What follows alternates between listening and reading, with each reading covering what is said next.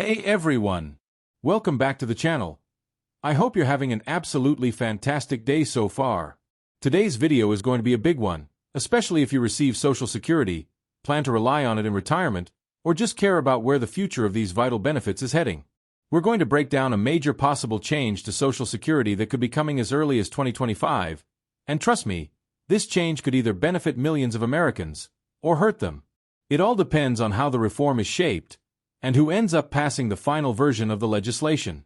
So, make sure to stick around until the end, because this topic affects nearly every American, regardless of age, income, or political beliefs.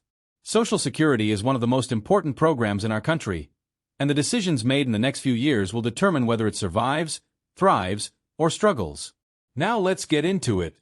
When Donald Trump was running for president, one of the key promises he made, and repeated multiple times, was this: I will not cut Social Security. I will not touch Medicare or Medicaid. That message resonated with millions of Americans, particularly seniors and retirees.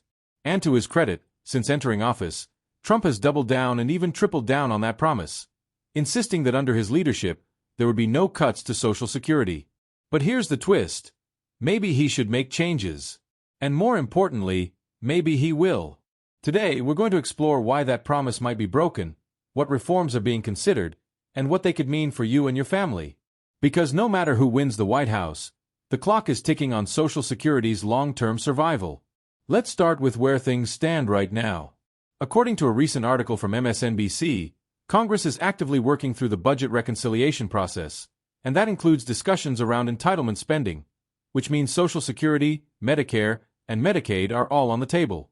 Congressional Republicans are aware that touching these programs is extremely risky. Recent polling confirms what we already know. Cutting Social Security or Medicaid is deeply unpopular with the American people. And that's not just among Democrats.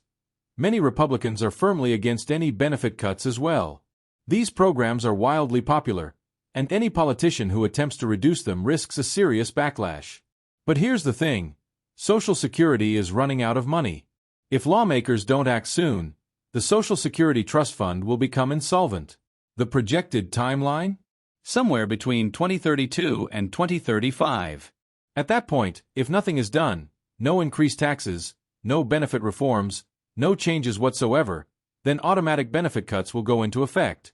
These cuts could be as high as 20 to 25% across the board, impacting retirees, disabled workers, and survivors alike.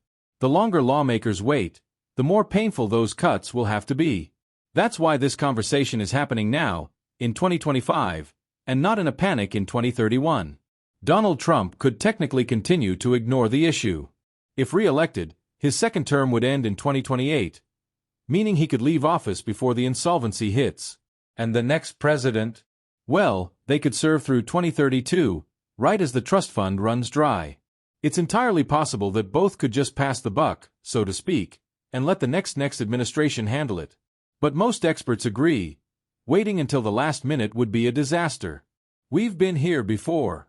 In 1983, under President Ronald Reagan, the country faced a near-identical Social Security crisis.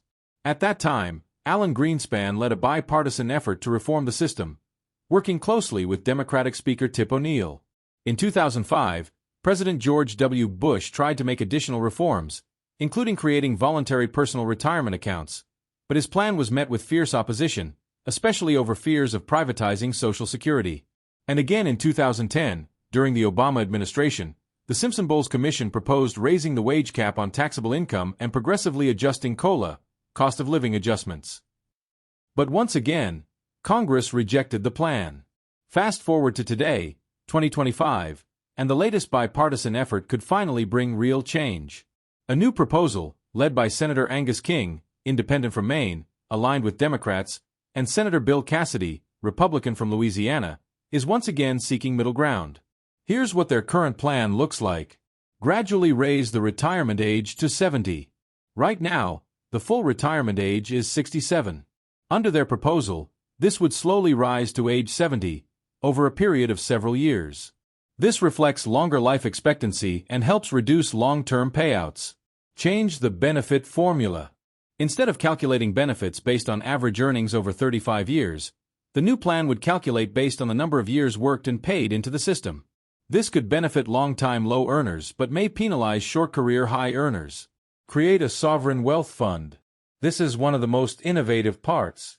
The proposal would inject $1.5 trillion in borrowed money into a special fund, invested in stocks, bonds, and real estate, to grow over time. If the fund fails to generate an 8% return, taxes would automatically be raised, including lifting the income cap and increasing the payroll tax rate to ensure solvency. This plan aims to avoid cutting current benefits while making the trust fund solvent for another 75 years. One popular suggestion, especially among Democrats, is raising the income cap on Social Security taxes. Right now, workers only pay FICA taxes on the first $168,600 of income, as of 2025. That means someone earning $10 million a year pays the same Social Security tax as someone earning $168,000. Several proposals would lift the cap for incomes above $250,000 or $400,000, making wealthier Americans contribute more to the system. Supporters argue this would dramatically improve long-term funding without affecting most workers. Here's the scary part. Doing nothing is not an option. If Congress fails to act, by early to mid-2030s, all Social Security recipients could face massive benefit cuts. And we're talking about cuts that would hit retired seniors, widows, children of deceased workers, and disabled Americans. That's why the pressure is mounting, from both sides of the aisle, to find a compromise before it's too late. So, the big question now is, can Republicans and Democrats actually come together to fix this? We've seen signs of bipartisanship. The King-Cassidy group made real progress. But their plan lost momentum last year and hasn't yet been revived. The good news? It's still on the table. And with enough public pressure, especially from voters like you, it could return to the forefront in 2025. So what do you think? Do you believe raising the retirement age is fair? Should we be investing Social Security funds in the stock market?